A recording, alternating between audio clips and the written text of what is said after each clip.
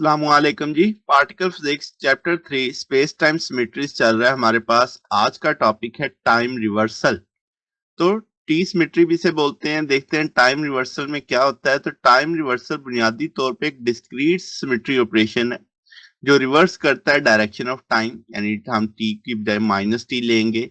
Time reversal का ये मतलब नहीं कि हम फ्यूचर में बैक जा रहे हैं, टाइम में बैक जा रहे हैं। ये एक जस्ट मैथमेटिकल और फिजिकल सिमेट्री ऑपरेशन है जो ये बताता है कि जो लॉज ऑफ फिजिक्स हैं वो सेम बिहेव करेंगे चाहे आप टाइम को फॉरवर्ड देखें या टाइम को बैकवर्ड देखें।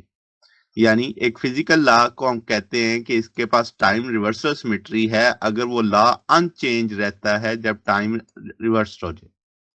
तो अगर एक प्रोसेस अलाउ होता है फिजिक्स की मदद से तो रिवर्स प्रोसेस भी अलाउ होना चाहिए सेम प्रोबेबिलिटी के साथ। तो ये चीज टाइम रिवर्सल, ये टाइम सिमेट्री टी सिमेट्री कहलाती है। अगर हम क्लासिकल मैकेनिक्स में देखें तो न्यूटन के लॉ जो है ये टाइम रिवर्सल इनवेरिएंट है, यानी उसका मतलब जो उस पर कोई फर्क नहीं पड़ता। सेकंड ऑर्डर डेरिवेटिव है चूंकि आपके पास, तो हम कहेंगे इक्वेशन अनचेंज रहती है अगर टाइम को रिवर्स भी कर दिया जाए। यानी अगर आप एक प्लेनेट को ऑर्बिट करते हुए देखें स्टार के गिर्द और उसे बैकवर्ड लगाएं तो तब भी न्यूटन के लॉ के तहत ही वो बैकवर्ड मूव कर रहा होगा। ये बेसिक सा कंसेप्ट है। क्वांटम मैकेनिकली अगर हम देखें तो टाइम रिवर्सल एक एंटी यूनिटरी ऑपरेटर है, यानी कि जो ना सिर्फ डायरेक्शन को रिवर्स करता है बल्कि कॉम्प्लेक्स कंजुगेट भी लेता है वेव फंक्शन का, ये इंश्योर करने के लिए कि श्रोडिंगर इक्वेशन क्या रहे, वैलिड रहे। इसको डिटेल में हम देखते हैं। तो लेट्स से अगर टी ऑपरेटर हम लगाते हैं वेव फंक्शन पे तो ऑपरेटर जो आपका वेव फंक्शन है उसका कॉन्जुगेट भी बनेगा और टाइम की रिवर्सल भी आएगी। अब इसकी वजह क्या है, क्योंकि जो श्रोडिंगर इक्वेशन में जब आप लगाएंगे तो ये इक्वेशन कंसिस्टेंट रहनी चाहिए। यही है ना मुद्दा असल में कि आपकी सिमेट्री अप्लाई होनी चाहिए। तो जब हम टी की जगह माइनस टी करेंगे विदाउट अगर कॉन्जुगेट ना लिया जाए तो इक्वेशन तो ब्रेक हो जाएगी। तो जो कॉम्प्लेक्स कॉन्जुगेट लेना है वो इस सारी चीज को क्या कर देता है, फिक्स कर देता है।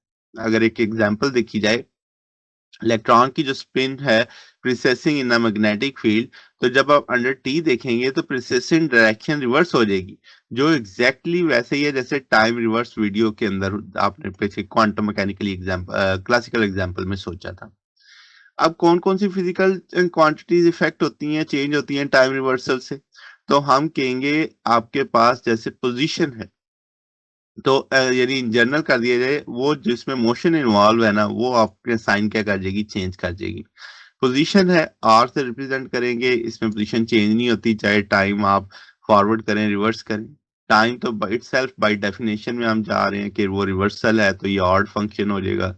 फिर मोमेंटम है, मोशन इन्वॉल्व है, तो अगर आप देखो टी इन्वॉल्व यहाँ पे फ्लिप करेगा तो पी भी फ्लिप करेगा, तो ये भी ऑड नेगेटिव में ली जा रही है।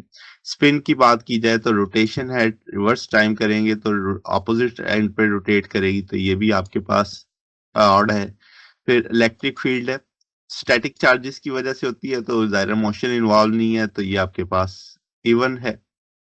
बी मूविंग चार्जेस की वजह से होती है, करंट की वजह से, तो ये ऑड हो जाएगी।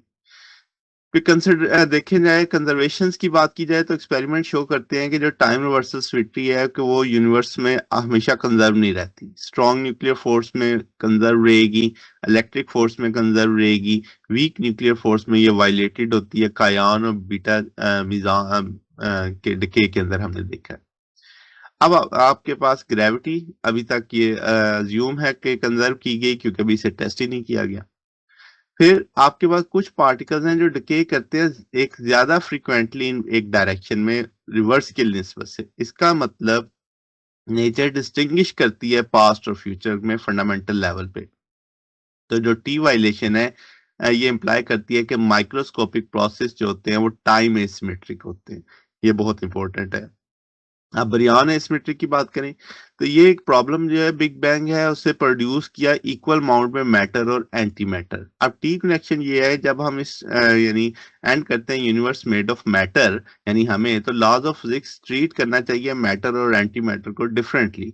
ये इससे सीपी वायलेशन यानी रिक्वायर इंट्रिंसिकली इसे हम लिंक करते हैं किसके साथ, टी वायलेशन के साथ। तो सीपीटी थ्योरम की तरफ हम बढ़ जाएंगे कि ओवरऑल ये तीनों चीजें कंजर्व रहती हैं मगर इंडिविजुअली क्या कर सकती हैं, वायलेट हो सकती हैं।